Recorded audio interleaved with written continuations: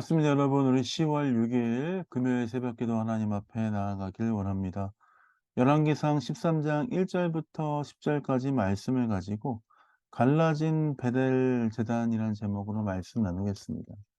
어제 우리가 묵상을 할 때 여로보암이 하나님의 뜻을 거슬러서 금송아지 둘을 만들고 제단을 세우고 죄악 가운데 나아갔던 모습을 보지 않았습니까? 하나님을 떠나 제단을 지었던 그 여로보암의 모습이 여전히 죄 가운데 있으며 베델에서 분향하고 있는 모습이 오늘 13장에도 계속 이어지고 있습니다. 그러자 하나님의 사람이 제단을 향하여서 외쳤습니다. 2절, 3절입니다. 제가 읽어보겠습니다. 하나님의 사람이 제단을 향하여 여호와의 말씀을 외쳐 이르되 제단아 제단아 여호와께서 이와 같이 말씀하시기를 다윗의 집에 요시야라 이름하는 아들을 낳으리니 그가 내 위에 분향하는 산당 제사장을 내 위에서 제물로 바칠 것이요 또 사람의 뼈를 내 위에서 사르리라 하셨느니라 하고 그날에 그가 징조를 들어 이르되 이는 여호와께서 말씀하신 징조라 제단이 갈라지며 그 위에 있는 재가 쏟아지리라 하매 하나님의 사람이 와서 하나님께서 하신 말씀들 하나님께서 하실 일들에 대해서 이야기했습니다. 그 모든 일들이 이루어질 것이다. 재단이 달라질 것이다. 라고 이야기하고 있습니다. 그러자 여로보암이 사람들을 시켜서 그 하나님의 사람을 잡으라 라고 하였습니다. 4절이죠. 여로보암이 하나님의 사람을 잡으라 라고 얘기했습니다. 그러자 하나님의 사람은 하나님의 말씀에 5절 있는 말씀을 선포하였습니다. 그 5절에 있는 말씀을 선포하면서 그 일들이 이루어지게 되었죠. 5절입니다. 하나님의 사람이 여호와의 말씀이 보인 징조대로 제단이 갈라지며 재가 제단에서 쏟아진지라. 하나님의 말씀들이 여러분의 눈앞에서 이루어지고 있는 상황입니다. 여러분 이런 상황들을 직접 겪게 된다면 우리는 어떻게 반응하겠습니까? 아, 하나님이 정말 노하셨구나.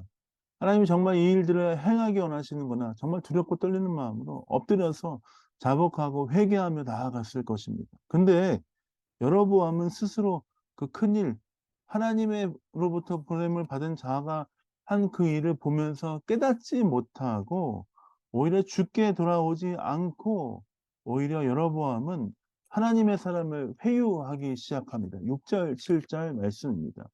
왕이 하나님의 사람에게 말하여 이르되 청하건대 너는 나를 위하여 내 하나님 여호와께 은혜를 구하며 내 손이 다시 성하게 기도하라. 하나님의 사람이 여호와께 은혜를 구하니 왕의 손이 다시 성하여 전과 같이 되리라. 왕이 하나님의 사람에게 이르되 나와 함께 집에 가서 쉬라. 내가 내게 예물을 주리라. 여로보암은 하나님의 사람을 회유하기 시작합니다. 여러분 이런 상황 가운데 만약에 여러분이 하나님의 사람으로서 여로보암 앞에 서 있었다면 이런 권력자 앞에 서 있었다면 아마 두렵고 떨리는 마음으로 여로보암을 무서워하는 마음으로 어떻게 할 줄 몰랐을 것입니다. 어쩌면 여로보암이 이렇게 하나님의 사람을 회유하는 이유가 있다면 웬만한 사람은 그 왕의 외침에 넘어오기 마련이기 때문입니다. 왕, 힘이 있고 권력이 있는 자가 이야기하면 보이기에도 힘이 있고 뭔가 압박감이 있기 때문에 느껴질 수 있기 때문에 여로보암이 그 힘, 자신의 능력, 자신의 힘을 알고 그렇게 하나님의 사람에게 회유했던 것 같습니다. 그러나 하나님의 사람은 굽히지 않습니다. 8절, 10절입니다. 하나님의 사람이 왕께 대답하되 왕께서 왕의 집 절반을 내게 준다 할지라도 나는 왕과 함께 들어가지도 아니하고 이곳에서는 떡도 먹지 아니하고 물도 마시지 아니하리니 이는 곧 여호와의 말씀이 내게 명하여 이르시기를 떡도 먹지 말며 물도 마시지 말고 왔던 길로 되돌아가지 말라 하셨음이니이다 하고 이에 다른 길로 가고 자기가 베델에 오던 길로 되돌아가지도 아니하니라. 하나님의 사람 정말 강력한 믿음을 가지고 선포하고 있지 않습니까? 여로보암이라는 크고 두려운 권력자 앞에 있으나 전혀 굽히지 않고 나아가는 그는 진정한 하나님의 사람의 모습입니다. 하나님께서 세우신 자, 주의 뜻대로 행하는 자는 그는 축복받을 만한 사람입니다. 반면에 여로보암은 어땠습니까?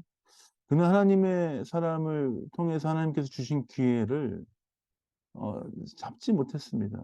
또한 하나님께서 돌아올 수 있는 길을 열어 주시고 죄의 길로부터 다시 한번 돌아올 수 있는 길을 열어 주셨음에도 불구하고 그는 하나님께 나아오지 않고 오히려 하나님의 반대편에 서서 하나님의 사람을 회유하는 그 일들을 하였습니다.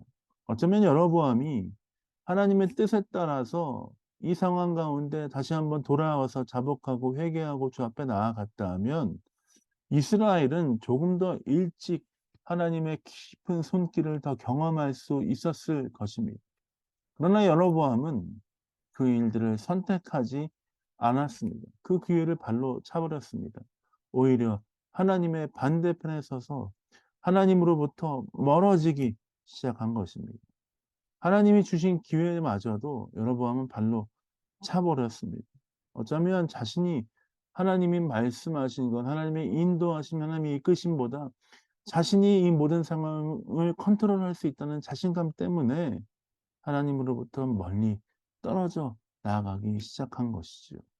여로보암의 모습 참 안타깝습니다.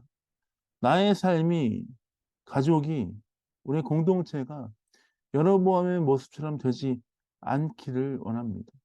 하나님이 기회를 허락하실 때, 하나님이 은혜를 허락하실 때 굽혀 주 앞에 경배하며 자복하며 회개하며 주 앞에 나아가는 것, 그것이 더 큰 용기입니다. 때로 우리는 죄 가운데 살아가면서 우리 인생을 살아가면서 이런 걱정을 하는 것 같습니다. '아 내가 죄인인데 연약한데 이렇게 하나님께 돌아가는 것이 맞나? 할 수 있을까? 주님 나 돌봐 주실까? 나 용서해 주실까? 나 붙들어 주실까? 이해해 주실까?'라는 여러 가지 고민을 하고 있습니다. 그러나 여러분 주님께서 우리를 부르시고 깨닫게 하시고 우리를 그렇게 인도하신다면 주 앞에 믿음으로 나아가는 것이 우리의 일입니다. 그것이 진정한 용기입니다.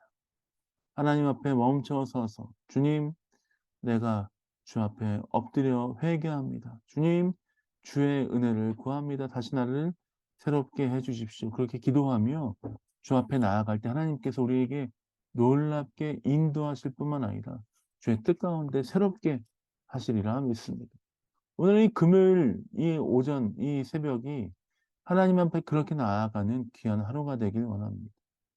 우리의 무너졌던 마음이 다시 한번 주 앞에 나아가며 회복되며 하나님의 은혜와 사랑으로 채워지는 귀한 시간이 되시길 예수님의 이름으로 축복드립니다. 자, 기도하고 새벽 기도 마무리하겠습니다. 기도하겠습니다.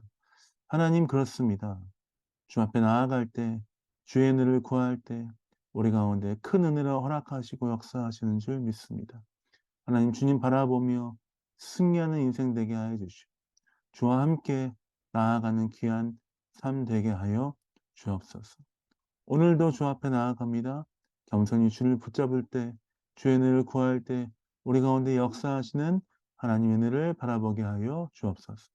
감사와 찬양 주 앞에 드립니다. 예수님 이름으로 축복하며 기도합니다. 아멘. 사랑합니다. 축복합니다. 오늘 스바냐 1장 3장 말씀이고요. 계속해서 읽어 주시고 또 이번 주 스바냐 이후에 학계 스가랴 말라기 하면 구약 성경이 끝납니다. 10개월 동안의 그 여정이 일단락 됩니다. 끝까지 최선을 다해서 말씀 가운데 나아가시길 원합니다. 사랑합니다. 축복합니다.